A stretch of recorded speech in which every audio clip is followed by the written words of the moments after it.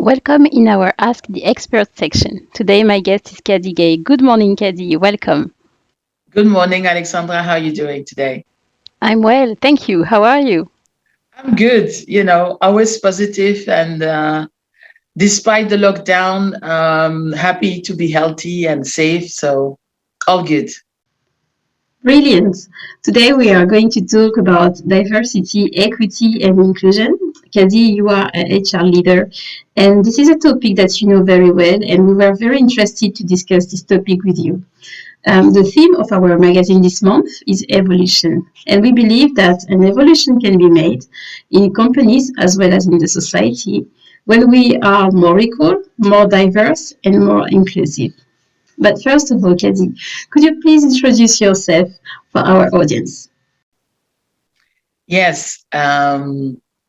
Well, actually, you covered already a lot, but maybe to give more details. So, yeah, my name is Khady Gaye, and from a personal perspective, I'm born and raised in Belgium.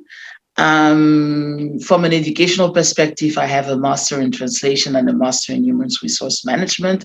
And professionally, I started in translation, but I quickly shifted gears as having dictionary as my only companion was not my cup of tea. So I shifted into human resources. And actually, I should even emphasize that it's not human resources, but human relations. I have a true passion for people. I have a genuine curiosity for people. And I've been doing this for 20 years plus now. And next to that, I'm also passionate about diversity, equity, and inclusion.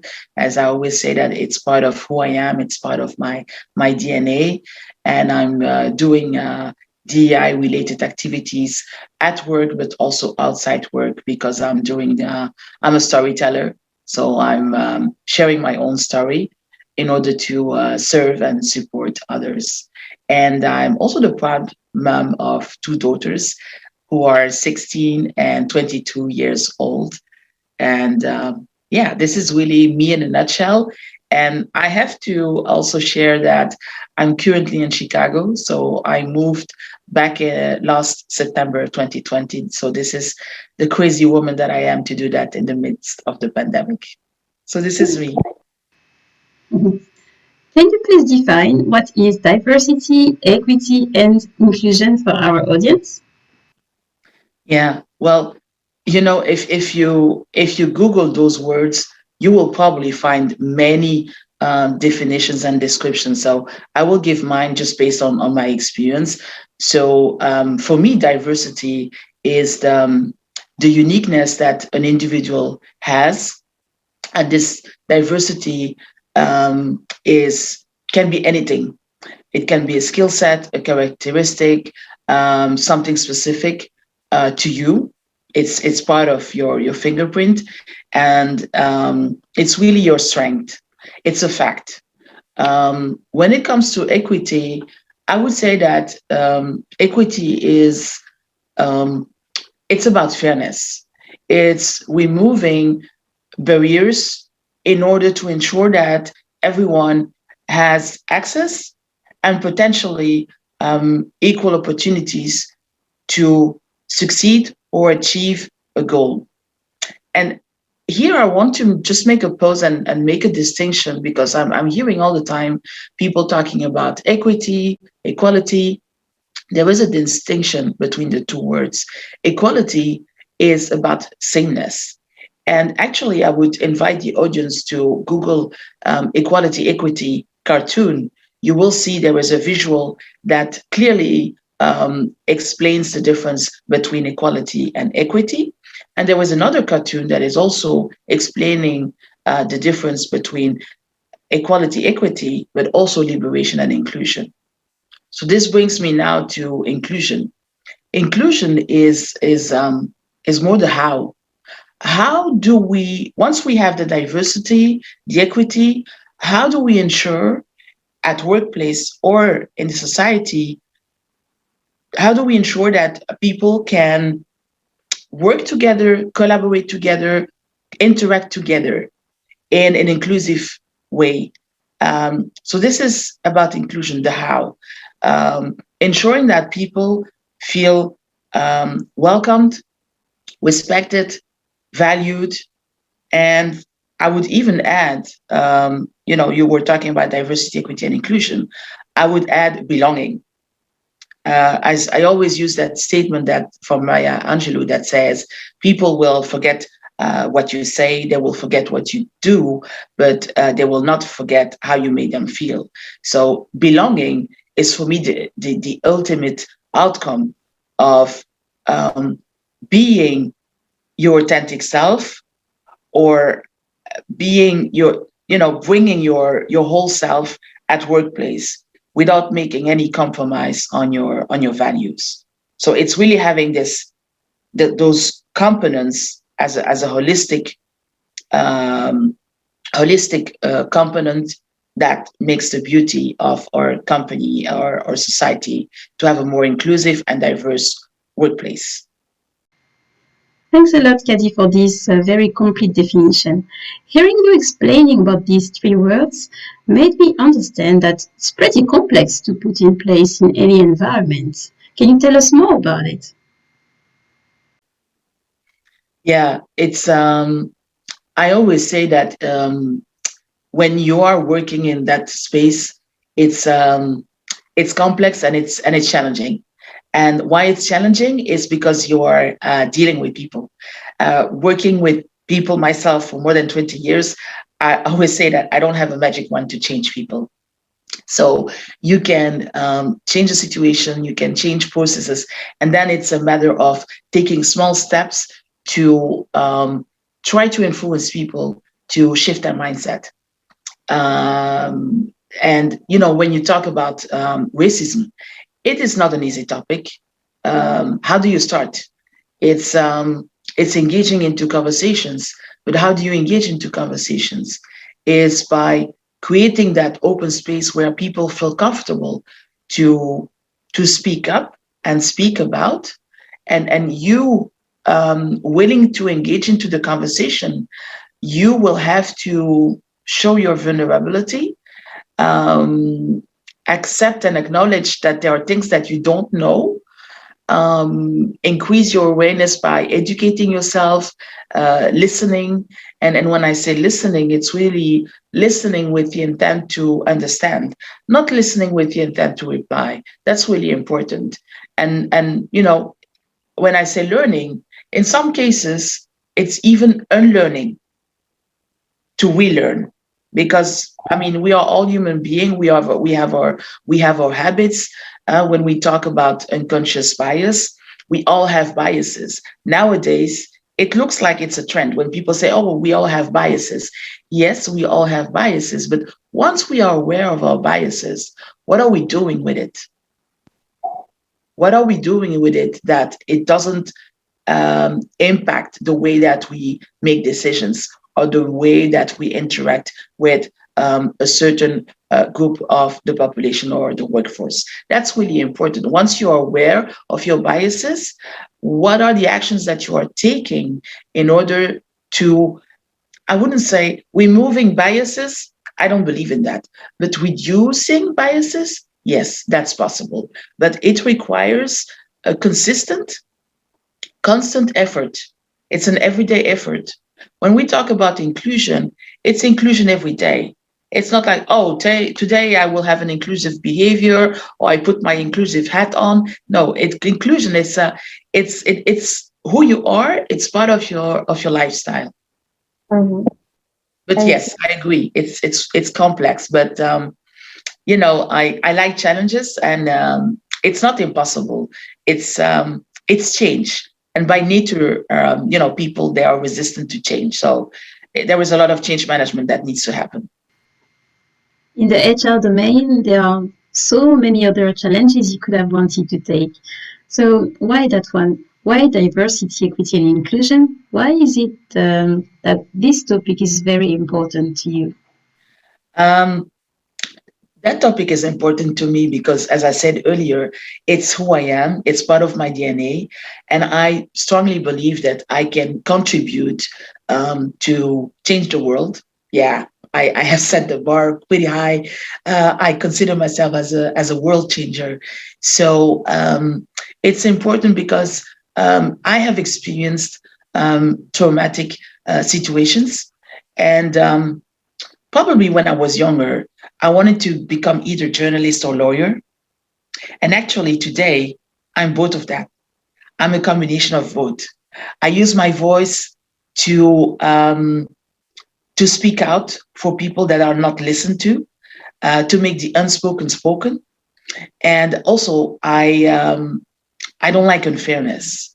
So if I can contribute with my own actions to change that, this is why DI is part of my passion, being at workplace or also outside workplace, because I believe that the world is um, is big enough for all of us, and that we we all have values. Um, we have common values and we have different values, but at the end of the day, we are all human beings, and it's about one shared humanity. We are born to love and we are not born to hate. So if I can contribute that what I have experienced, no one else should experience that now and in the future, that makes me a better person. The people I interact with, I become a better person because of what I'm learning from them. And you know, when I was a child, I was in a situation where I was the FOD, the first only different all the time. And this has really shaped who I am, my curiosity for people. Like, I wanted to understand at a very young age, why do people act or behave a certain way just because of the color of my skin, or just because someone is different, is maybe, dressing in a different way. It's not only about color, right? When you talk about diversity, it's age, it's gender, it's sexual orientation, it's social status, it's nationality. There are so many dimensions, and people are very fast in judging. I think if we would, step back and focusing on getting to learn the person, not only the visible part, but also the invisible part, we would be in a better place. I mean, the pandemic has amplified a lot of things, and the world is more divided than ever. So I feel that what I'm doing is still important and will be important for the coming years. Because, as I said, when you are working in a DI space, it's not a sprint, it's a marathon, it's a journey. And it requires all of us to take action. It's not a us versus them situation or issue.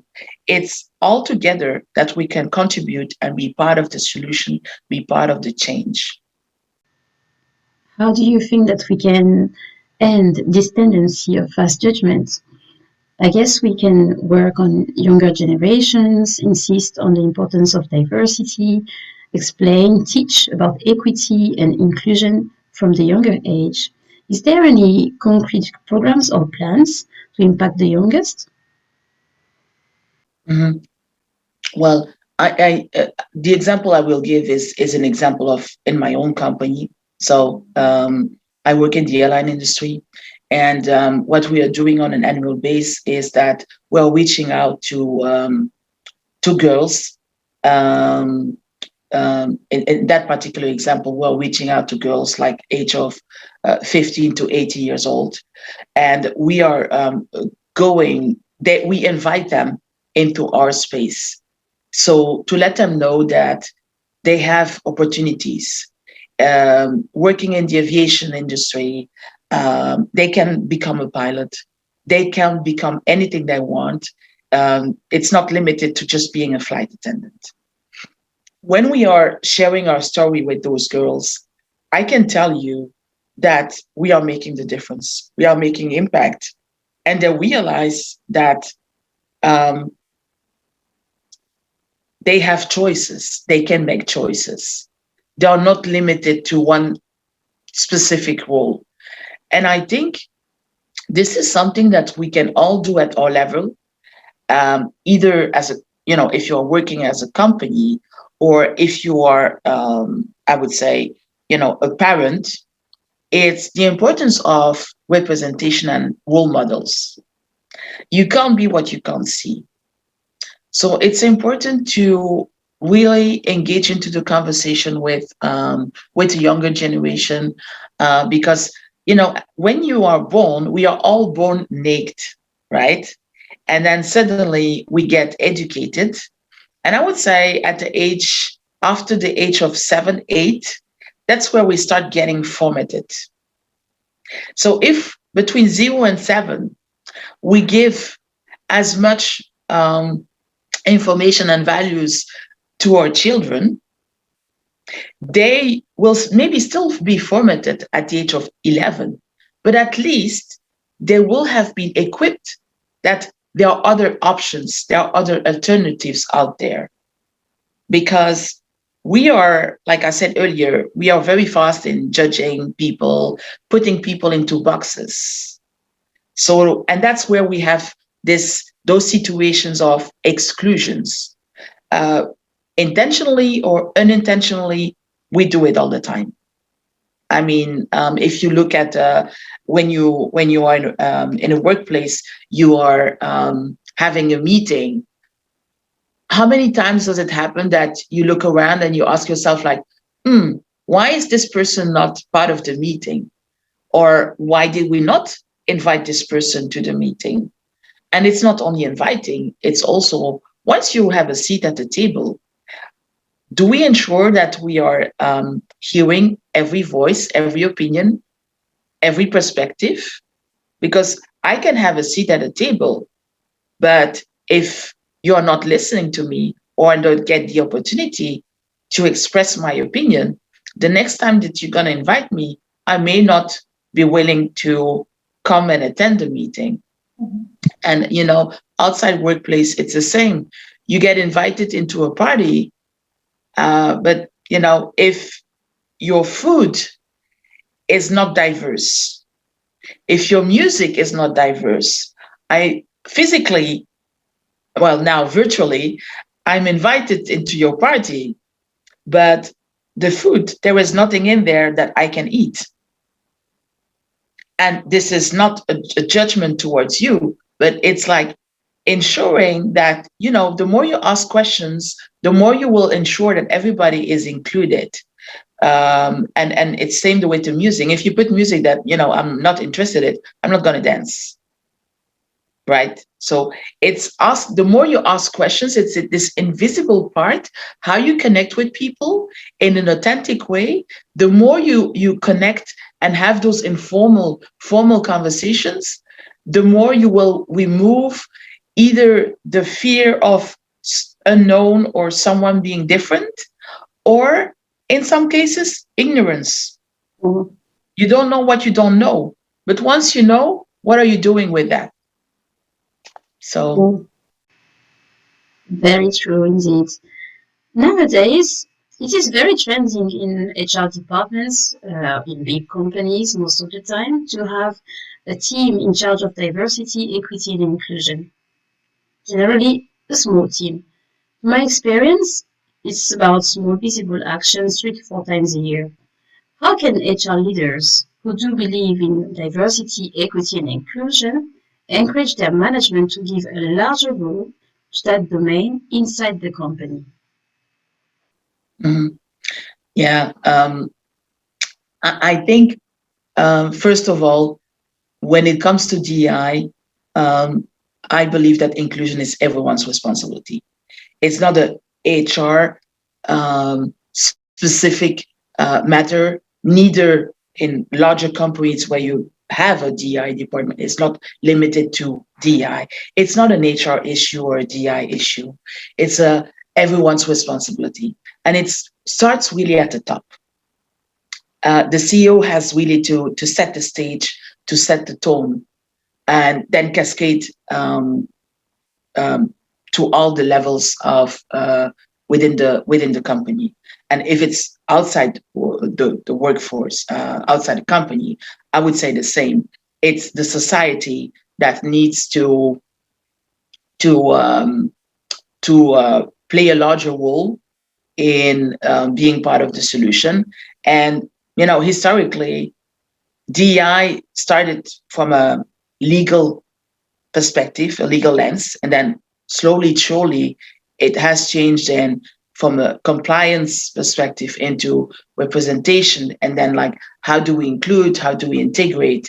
So you have like various diversity maturity levels as an individual, but also as a company or as a society. So I think it's inclusion is really everyone's responsibility. How you influence? Well, you need to hold people accountable. That's number one. Um, I also say that measuring is knowing, because the pitfall with DI is generally you have people working in that space because they start from a place of being passionate, but passion is not sufficient. You need to have passion associated with expertise and knowledge. You need to combine those three elements. That's my opinion. So measuring is knowing. So ensuring that you make firm decision based on data. So you need to know, like, having those data about your workforce, knowing what is working, what is not working, so that you improve. Because when you are in the DI space, you will have a lot of initiatives going on, but initiatives only don't get you, um, will not get you far. It's transforming those initiatives into concrete actions, having a strategic, holistic plan. That's important too. So that's what I would. That's really what comes up to my mind right now when it comes to how to influence and how to start with that. Because when, as I said, when you work in the DI space, generally it's about transformation. It's about changing, and it's not easy because you will probably have to make some decisions that within your company or even at the society will be considered as controversial, because there are things that we have, behaviors or situations that we have tolerated for years. And now suddenly we are now telling people that this is no longer working. We have to do it differently. it it's difficult. It's difficult. So you will be in a position where you will make unpopular decisions. So be ready for that as well. And in my case, when you were asking me earlier, like, why am I passionate about that, is I have a very strong level for integrity. So for me, it's about doing the right thing. And if for that I need to be unpopular, I don't care. I don't care, because I see on the long term the result, the impact it can have on people. And that's the most important. And you work based on values, level of integrity, and also trust. You need to build that trust relationship with people, that they know why you are doing it and how you are doing it. Very true. I agree. It's important to not compromise with our own values in any area. Let's talk about actions now. You were talking about strategy earlier, and I would like to know what would be some easy steps that can be implemented in a company that aspires to be more inclusive. How can they implement these steps, these principles, in order to be more diverse and equitable? Um, as I said earlier, what is really important is whatever strategy or actions that you put in place, um, try to really work in a place of um, cross-divisional, or including the different departments. Don't focus only on trying to fix one specific topic, like, for example, recruitment. And I don't like to use the word fixing. I would rather use the word solving or resolving. So it's really ensuring that you have a clear view of, through the whole employee life cycle, what can we do? What should we do what are we currently doing today, and where do we need to improve. So even before an employee starts within a company, like, how inclusive are we on our website when someone wants to apply for a job? The language that we're using, are we using inclusive language in our job posting, in our job descriptions? So it starts even before an employee becomes an employee. How do you have that inclusive behavior, that this person has that feeling of belonging, have it becoming, be part of a family? So it's the whole employee life cycle that we need to analyze. That's number one. Number two is ensuring that when you have those task force, because nowadays we have projects everywhere, we have task force, people brainstorming and cooking things, baking things. It's also important that you ensure that whoever that team is, that there is a certain representation, because you may have different perspectives, but if those different perspectives, they're all coming from the same background, that you will end up with the same result. So different task force is really like having different levels. Maybe people that are not used to work together, bring them together so that you will see what result comes out from this combination.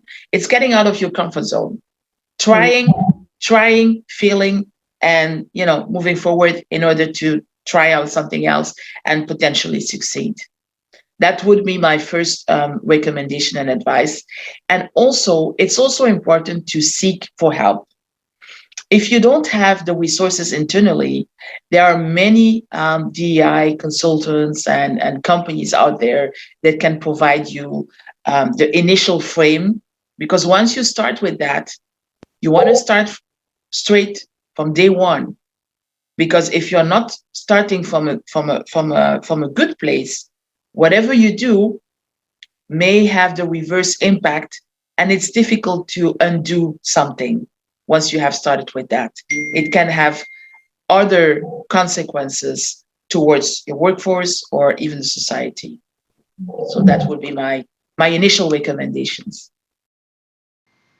What do you think are the achievements you're the proudest of as DI specialist? Um, I think I'm just proud of who I am. Honestly, it's a very simple answer. I'm just proud of who I am, who I become. And as I said earlier, I never made any compromise on my values. I never wanted to, I quickly understand that I didn't want to fit.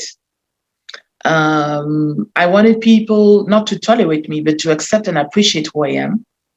And based on the feedback that I get from either my friends, my family, extended family, or colleagues, I think I'm proud of the way that I build a relationship with people. I'm a natural relationship builder. This is something that I have learned over the years. It has not been easy, even if I'm a positive person. I mean, I'm positively realistic. It has not been easy, but I have learned so much from myself and thanks to people. I've been in a position where I've been able to travel around various countries. This has enabled me to increase my cultural awareness. I have learned several languages.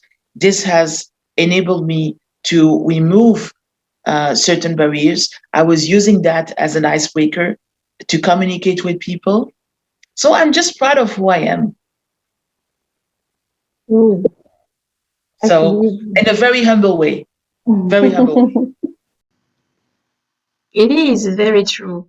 Indeed, being able to speak several languages is a great icebreaker, and Belgium is a good example.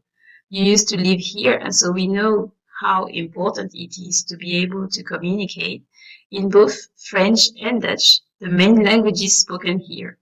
Very true. It's a great answer, simple but great, and it's a good recommendation for anyone who is listening today. Mm. Yeah, Um, what I would say to the audience that is listening, be proud of who you are. Once you know who you are, it makes your life so much easier. Nowadays, we are in a virtual environment. It's exponential, the number of postings and selfies that you see on social media.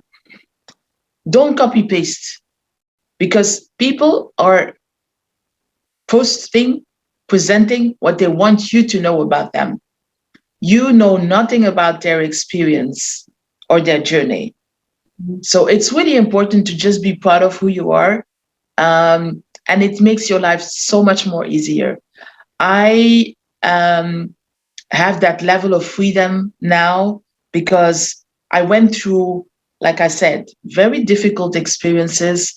And I understood that the moment I decided that I would no longer care of what people think about me, it has given me such a level of freedom. You have no idea. There are no words to describe that. It's okay. priceless. It's really priceless. I removed that monkey off my shoulder. This So is it's like, priceless. Not that I don't care about people. I do care about people, but I don't care what people think because I'm responsible of what I say. I'm not responsible for what you understand. That's the difference. Wow. I was thinking of asking you about challenges, but I think you've told me enough when you mentioned that you were the first only different in many occasions when you were little. So here's another question for you. What are your ambitions as a speaker? Because as you said, you like telling stories about the diversity, equity, and inclusion. Today you live in America, you used to be in Europe. Where will you be in the next 5 years? In which continent will you be? In which country will you be?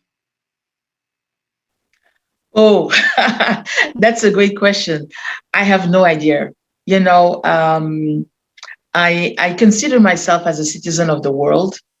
I always say that my identity card or my passport doesn't define who I am. I am who I become. Coming to the United States has always been there.